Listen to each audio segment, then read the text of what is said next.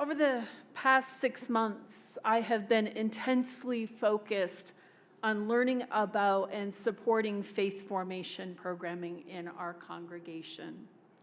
When you called me to serve as your minister last year, it was clear that you wanted a minister devoted to children and youth and young adult faith formation, a minister eager to co-create innovative and meaningful program for the future.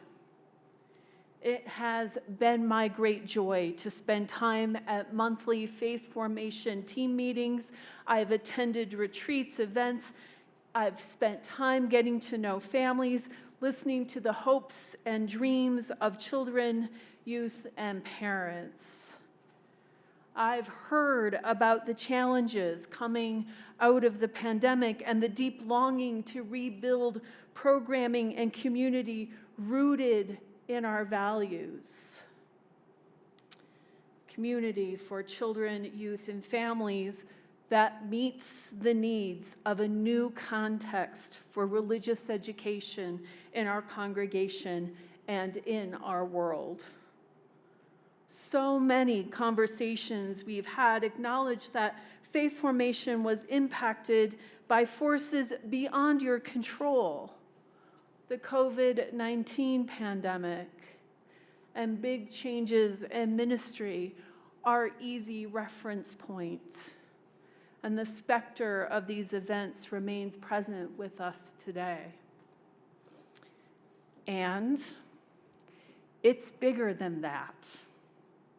In 2017, just a few years before we entered a global lockdown, the New England region of the Unitarian Universalist Association published a paper encouraging, nudging, calling Unitarian Universalists to reimagine religious education and faith formation programming in our congregations. The paper tracks the emergence of religious education programs as they took shape in the context and culture of mid-century America post-World War II. During that time, religious education in Unitarian Universalist spaces adopted an educational model that mirrors public school. Children and youth would spend Sunday mornings separated from the larger congregation in age-appropriate, curriculum-driven classrooms facilitated by volunteer teachers. During this same time, civic culture was flourishing in the United States. Pools of volunteers and congregations were abundant, and growing congregations found it easier to recruit volunteers to serve in religious education programs. This classroom school model is still with us, including all the expectations to sustain the model: space, curriculum, funding, and of course, a plethora of volunteers. But here's the thing: the world has changed, and it changed before COVID-19. One of the most important observations of the Central East Region paper is the observation that Gen X and millennials are living very different lives than mid-century Americans.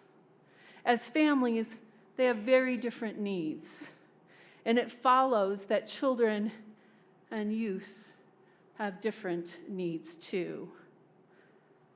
They long to be engaged in the shaping of their faith formation experience. Families long for opportunities to connect with other families in meaningful ways. And perhaps most importantly, with two working parents and stretched schedules, families simply don't have the same capacity to volunteer as previous generations. We can witness that, notice it, feel it, hold compassion and empathy, and yet the expectation persists.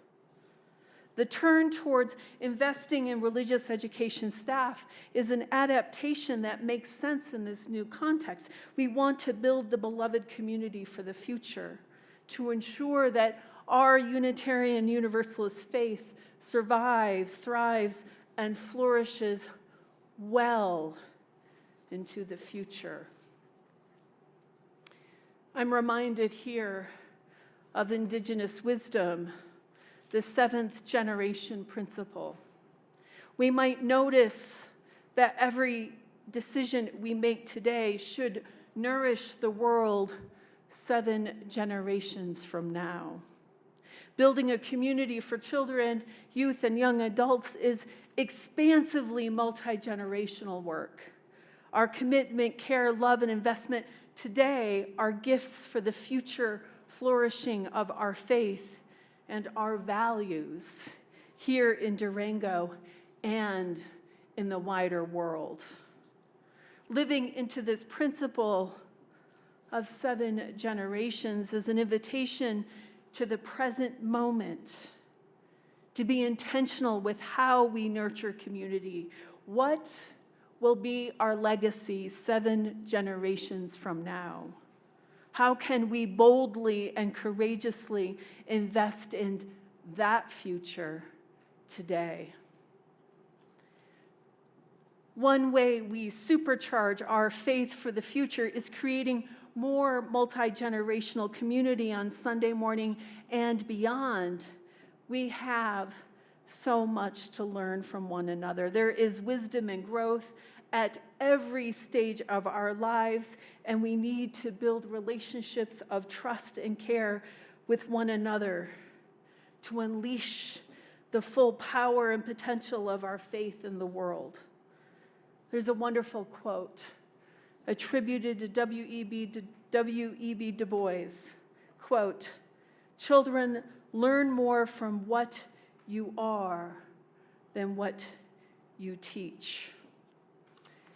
We have opportunities to live our faith together, to share wisdom and love, to show children and youth how we live our faith, how we practice generosity, care, and commitment. We light our chalice. We sing, we greet each other, we struggle with big questions, we grieve and lament, and we amplify joy. Multi-generational spaces bring us together in ways no other part of our world really does. Think about it. In what other places are all people at every age welcomed into community? There's just not that many out there. This is special. Multi-generational community, Sunday morning and beyond, is also how we live and practice our shared ministry.